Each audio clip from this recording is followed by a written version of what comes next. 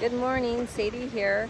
Where we left off, I was talking about the narcissistic spectrum.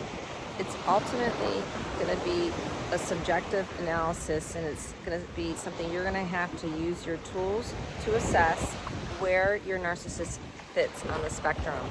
And in my experience, if they're on the lower end of the spectrum, you're going to have a higher probability of having a successful relationship, but you're never going to have a successful relationship without first setting boundaries, and you need to stop tolerating the abusive behavior. Your narcissist also needs to be able to identify the role that they play, and be willing to hold themselves accountable for their actions, and they need to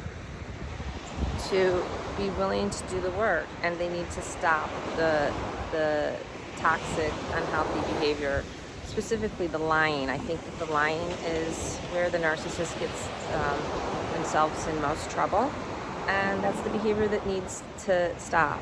What we need to do is be honest, and we need to tell the truth, and we need to be able to trust others in order to do that. And the narcissist has an inability to trust others. They were injured during their childhood. More likely than not, they could be a victim of abuse, and they are on a path of healing, I guess, but before they can even heal, they're in this protective mode, and it's very animalistic, but it is not unnatural for a creature to